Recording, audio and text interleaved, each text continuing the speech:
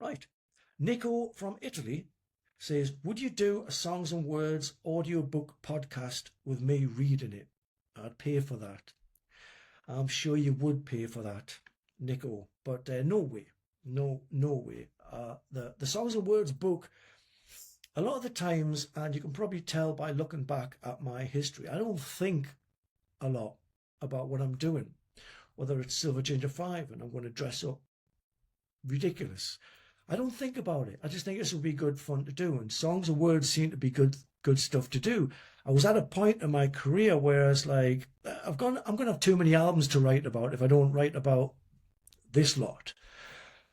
But I was really like fucked up and really bitter about a lot of things. I hadn't done any personal work. I wasn't exercising in well-being or anything like that. I was drinking cider and howling at the moon. And I had very little to do as well. So the idea of a book taking between 6 months and a year to write sounded really good, but I wasn't in the right place to write a book. And it's really bitter and caustic. And probably if you're a reader, it's probably a great story. You know, some meaty tales in there and not a lot, if any, punches pulled. I wouldn't want to revisit it. But part of my thing is I don't like to go back and look at anything. I don't like to go into history. I've got no interest in the past, and the future's fucking none of my business. And the way I figure it is, depression lives in the past and anxiety lives in the future. So I don't go back to the past. I don't even like to revisit. I never listen to old songs. If we got to, resurrect an old song for the set list, I'll wait until everyone's learned it. I'll go into rehearsal and then I'll learn it, and that'll be part of the fun. I hate going back in time, and I wouldn't do that for many reasons. But I certainly wouldn't go back in time and read a book that goes through my past in such detail. It would just be upsetting for the amount of good that it would do. It would just be upsetting. So I probably will write another book, maybe even Songs and Words 2, if I ever get a year off that I can mess about with. But for now, no, I don't want to go back and do an audio book. I really don't even want to re-release it. A lot of people say, why don't you just do a PDF file and charge people and you'll make a fortune? Well, people don't realize about me. Some people that don't have very favourable things to say about me is I don't do anything unless it feels credible to my standards. So if someone says, why don't you go back and do this, or do re-release this album, or do one of my favourites is why don't you do in-house gigs to make some money? And I've never seen an in-house gig that looks any good. I think they all look fucking terrible, and I feel embarrassed about them. Same as house gigs. Not saying that's a bad idea. If you're into it, fill your boots. But for me, it's just cringe. And I'd much rather sell a guitar that's been sitting in a box. Some people say, why are you selling your guitars? Because I'm not using them. Someone else this could be their favourite thing in the world. So I have no problem in selling things that I've acquired over the years. I might give you a tour of my house one day and it's full of fucking bric-a-brac. It's full of junk. So getting rid of something, I can't even tell it's gone. And so again, I wouldn't want to do anything that doesn't, fit with my own standards. And something like an audiobook doesn't fit in with my standards. Going back in time and doing anything doesn't fit with my standards. So the answer is no.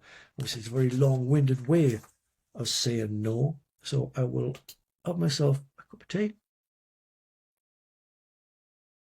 and start with the next one. I'm enjoying this way more than I thought I would.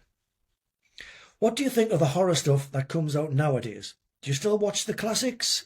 Any under the radar that I should be watching? And that's from Rhys Morris. Funny enough you should say that. I've got a fucking bugbear about modern horror films. They all seem to follow the same tropes. And it goes like this. The start is fucking brilliant and you're in. Second act, which is, if anyone watches a lot of films or reads a lot of books, second act is 2 acts where you build the glut of the movie and then it turns to shit.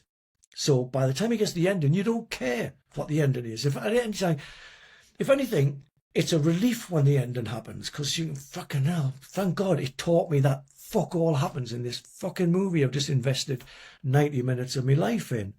I think modern horror films are crap and they look great. I mean, especially some of the ones where they're copying the classics. They're doing, the Wolfman, and Guillermo del Toro's coming out with the Frankenstein one. And there's another movie called The Bride, which I'm looking forward to even more because I know Guillermo del Toro's will look good, but it won't have a lot of violence. And I want Frankenstein to be violent. But anyway, modern horror I find really fucking annoying.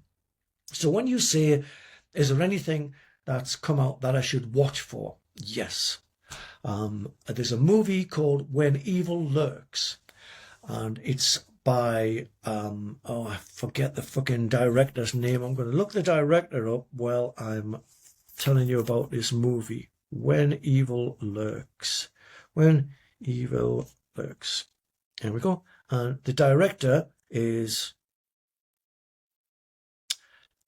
Demian Rugna, who also did a movie called Terrified. Now, what this guy does, he takes all of those tropes that you're used to seeing when people make horror films for mass consumption by people who've got very little taste and also very little love of horror. They just want to go to the pictures, take a girl, have her scream, and end up in bed with each other, which usually works. But they're not for horror film fans. Demian Rugna makes horrors for horror film fans who are sick of all the same tropes in horror films. He makes things happen in horror films you've never seen before, for one. Part two, he makes things happen that you never ever expect at a time where you never expect them. And I'm not talking about jump scares like cats jumping through windows and a big loud noise. This guy comes up with, and I don't want to spoil him, but there's one bit I will spoil in Terrified where there's this ghost stroke night thing that, again, doesn't look like typical monsters, because that's another thing that bugs me. As soon as a monster's popular, every other film after that has an identical monster. What happened to different monsters? What happened to imagination? This guy has this night monster that does nothing but walk around and look at him and walk around the house and go into a cupboard and then not come out. And he comes out from under the bed. It's so weird. I even got goosebumps, and I'm a fucking aficionado. I'm dyed-in-the-wool horror fanatic, and his stuff still gets to me. There's a few things in When Evil Lurks that will fuck you up, because not only are you not expecting it, you're not expecting what happens. He's amazing. And so I would say that, for my personal taste, When Evil Lurks or Terrified, they're the kind of movies that I think are doing something with horror. Do I still watch the classics? Well, for me, classics are 80s films. I don't watch black and white films. I've got very little interest in anything 60s. And I still love watching old Hammer films, but I'd rather watch something in the 80s because I'm a gore freak. And it's something that, if you're brought up with Fangoria and 80s horror movies, you love the gore and you don't want to see CGI gore. CGI gore, that should be outlawed. That's like CGI cum shots in porn. No one wants CGI fucking gore. I don't want to see a really effective computer generated beheading. I want to see where the real head is replaced by the shitty fake head, or the really good fake head, as in Scanners. And you'd watch a movie called Scanners, a movie like Scanners, and you rent it from the video shop. And as soon as it gets to the exploding head, the tape will go crackly because everybody has paused that thing and paused it and went one frame at a time. Practical effects. I want to get the idea that when they finish this movie, the set is covered in gore and offal. And I demand practical effects in any movie that I'm going to even give a second watch to. So yeah, I'll go back and watch 80s films. If it's something that I've only seen once or I only saw on a 18 generation VHS bootleg, because I used to, in the 80s, I used to be part of the very illegal video trade, videotaping, because, you know, in the 80s you had this thing called the Video Nasties Bill.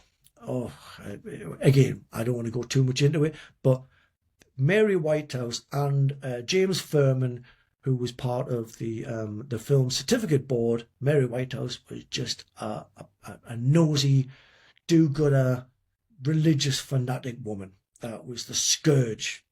I was so happy when she died, and it's a terrible thing to say when someone dies. But I've had celebrations for two people that have died, three people that have died. One has been Mary Whitehouse, one's been Margaret Thatcher, and one was a stepdad of mine.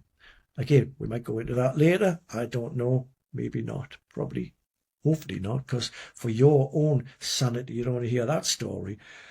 But anyway, the Video Nasties Bill came in. You couldn't get any horror films that had any gore. They'd literally cut the scene at the beginning of the death and end the scene roughly at the end of the death, where someone would just be about to die and then it would go into someone in a shop. It used to drive me fucking insane. The only way I was going to get it to see these was to buy bootleg horror.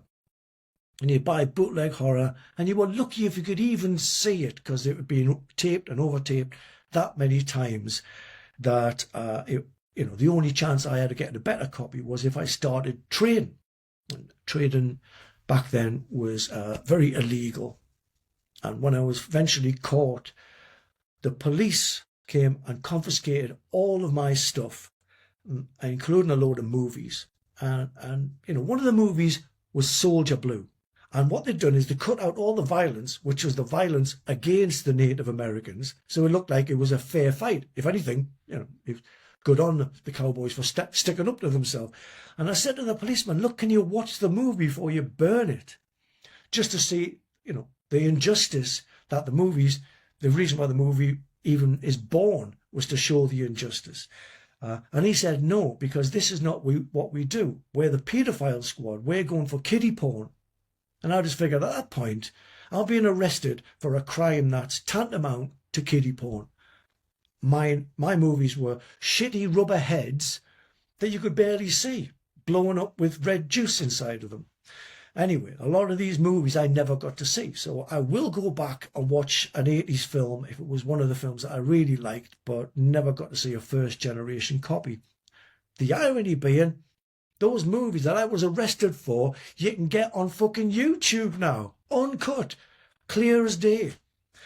So yeah, that's why I have a tendency to think that laws some of them are bullshit. And if you're breaking certain laws, it's not a bad thing, because I was breaking certain laws then that eventually got seen in the light of day as total bullshit, which is what I thought of them in the first place. We'll not go into the laws that I think are bullshit unless someone asks me.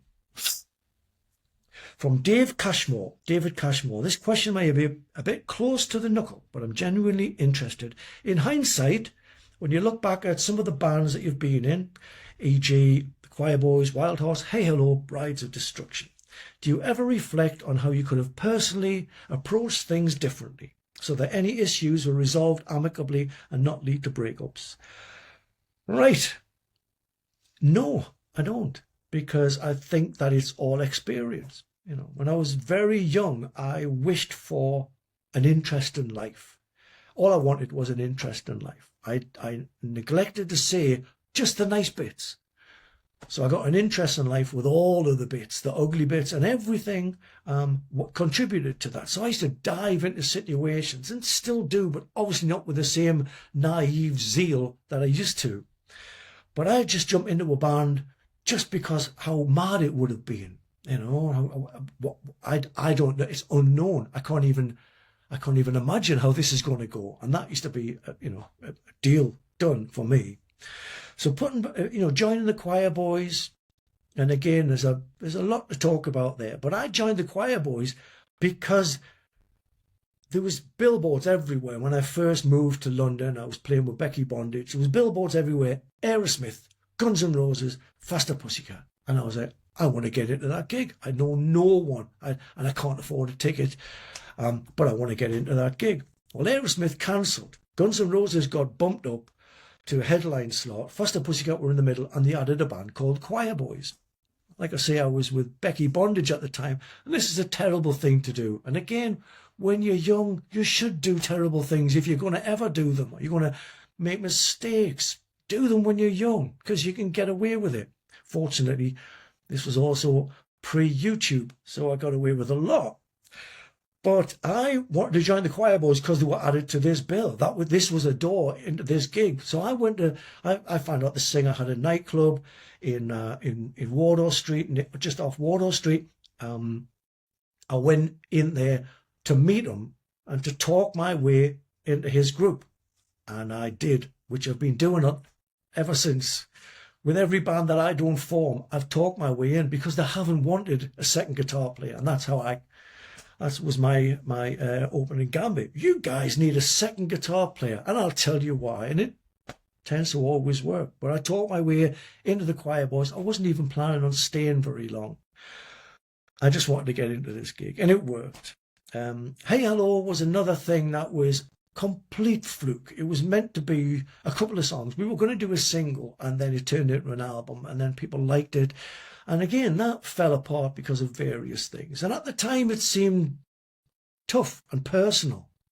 But on hindsight, it was just a case of, just you didn't get on with someone, big deal. They went that way, you went that way. Happens in all relationships, apart from the very, very rare ones that actually work.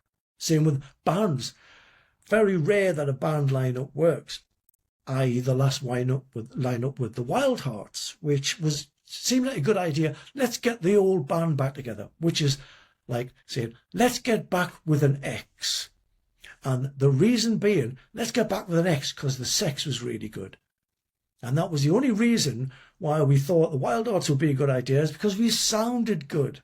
But everything else was a fucking nightmare. If you've been in a relationship where the only thing you're basing that relationship on is the sex is great, you're either a fucking masochist, a sadist, or a fucking nutcase, because you're miserable. And no one should be in an unhappy relationship, and the Wildhearts was an unhappy relationship. So I wouldn't have changed a thing, because it was great at the time, like all of the bands that I've been in. It was great at the time, and then it had an obvious cut-off point where everyone was unhappy. Would I have done things different? No, because it was exactly what I needed to get me here. And I'm fairly old. And for me to be excited, I don't even know if it's good for me to be excited at my age, but for me to be excited about the next thing coming that's just mastership of life. You've managed to get yourself in a position where you're doing something you can't wait to do. So no, I don't regret anything that's got me to this position, exactly where I am right now, in front of you with my stupid cat ears on, which I might or might not keep. I don't know. Let me know. Tell me in whatever comment section that is on this. I'm new to all this podcast and stuff. I don't even listen to podcasts. I've no idea what podcasters do. I gather that Joe Rogan talks for ages, and I don't think you want 3 hours of me. So we are going to try and squeeze this into an hour, and if it goes by like that, then I look forward to doing lots of them. But no, I wouldn't change anything, because at my position, being a musician, excited about that, you haven't even got the album yet. The album doesn't come out until March. I've just finished writing the next one. I'm so excited about you hearing the album, but then we're going straight in after the tour in April to do demos for the next album. Honestly, I'm fucking giddy. I'm over the moon about the way things have worked out. And, I gather certain people aren't very happy because they don't like change. I love change. I value change. It's essential, but it's inevitable as well as being essential. Change is going to happen whether you like it or not, whether you cling on to the past or not. Change is going to happen all around you while you're clinging onto that fucking maypole of 1993. I like what happened in 1993, and I don't want anything else. And I get it. Nostalgia. Especially with the last lineup, because I'm a Motorhead fan. Obviously, the three-piece was great. It was a fantastic time to be alive. Do I wish Lemmy had stopped making music when they all fall out? No, of course not. I'm a fucking Motorhead fan. I love Motorhead. My favourite album wasn't even Ace of Spades. It was Bastards, which was, 6 or 7 albums after that lineup split up. So yeah, things change, and I for one, I embrace mad things in my life because I know it's not going to stay. I know it's going to change. I know something else is going to come from it. But if you sit down and cling on to your nostalgia, you're guaranteed that nothing's going to happen. And that's an awful place to be as far as I'm concerned. So yeah, I don't regret anything at all. Je ne regrette rien. Or however she said it.